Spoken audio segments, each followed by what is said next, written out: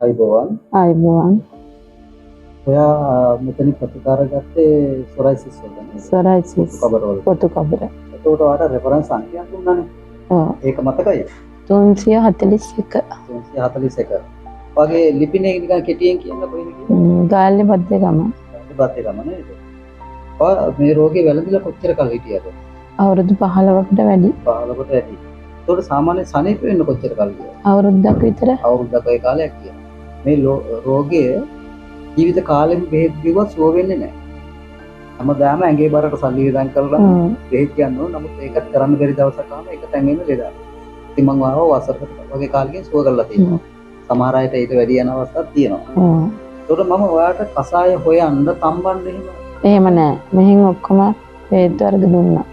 ඒතකොට ඔයාලට සාමාන්‍යයෙන් ආහාර පාලනය කරන්න කියලා ලොකු පාලනයක් නෑ. එහෙම පාලනයක් දුන්නේ නැහැ. පාට මම සාමාන්‍යයෙන් කිව්වා ඉස්සෝ දැල්ලෝ කපුලෝ දෙල්ලුණක් කන්න පුළුවන් සති 5ක් කියාම. ඔව්. ඒ වගේ නේද? අර තැඹිලියෙම මුල් දවස් ටික පොන්න. ඔව්. ඊට පස්සේ දැන් ඔයාලට ඕන දෙයක් කන්න බොන්න පුළුවන් දැන්. ඇත්තටම ඔයාලට මේ රෝගේ ආයි වැළඳෙන්නේ නැහැ. එතකොට මම ඔයාව මගේ පොතේ රෙජිස්ටර් කරන්න වගේ නම දාලා දතුව දාලා මම ඒකේ ලිව්වා ඔයාට මේ රෝගේ නැවත වැළඳෙන්නේ නැහැ කියලා. එහෙම සාක්ෂියක් දෙන්න අවශ්‍ය නැති වුණා. ඔයාට හිතේ විශ්වාසයක් තියෙන්න ඕනේ. ඔයාට මම කිව්වා ඒකේ ෆොටෝ එකක් ගහගන්න කියලා. ගහගත්තා ඒක. ඒක ගහගත්තා නේද? ඒතකොට දැන් මේ වීඩියෝ එක තියෙනවනේ. ඔව්. මේ වීඩියෝ එක කරන්නේ ඔයාටම සාක්ෂියක් විදිහට දෙන්න. දැන් මේ වීඩියෝ එකත් මම ඔයාට දෙනවා. කවදා හරි දවසක ආපහු හැදුනොත් මොකද වෙන්නේ?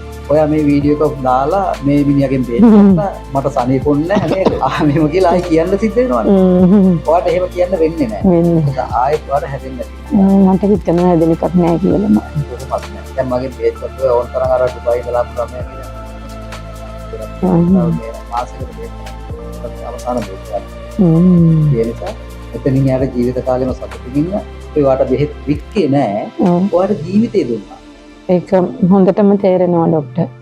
ඔයා මෙතනින් යාර සතුටින් ඉන්න කවදාවත් ආයෙ හැදෙන්නේ නැහැ. ඔයා දරුවෙක් හැදුවොත් ඒ දරුවටවත් මේ රෝගේ ආයෙ හැදෙන්නේ නැහැ. සියලු පාප කර්ම අවශ්‍ය කර්ම බවට මෙතනදී ඔයා පත් වුණා. ආයෙ වාට ලෙඩක් හැදෙන්න හේතුවක් වෙන්නේ නැහැ. මේ ලෙඩේ විශේෂයි. හරි එහෙනම් තෙරුවන් සරණයි. තෙරුවන් සරණයි ડોක්ටර්. මට කියන්න තියෙන්නේ මේ වගේ අසනීප වෙලා කවුරු හරි ඉන්නවා නම් මේ චර්ම රෝග මේ ස්ථානයට ඇවිල්ලා බෙහෙත් ටික කරගන්න විශ්වාසයෙන් මේ පොරබරුවන් නැතුව හොඳට බෙහෙත් ටික කරගෙන මේ නිරෝගී වෙන්න පුළුවන් කියලා කියන්න පුළුවන්. කොහොමද ඉස්සරහට තෙරුවන් සරණයි මොනවද ඕන දවසක මම කතා කරනවා. හරි ડોක්ටර්. තෙරුවන් සරණයි.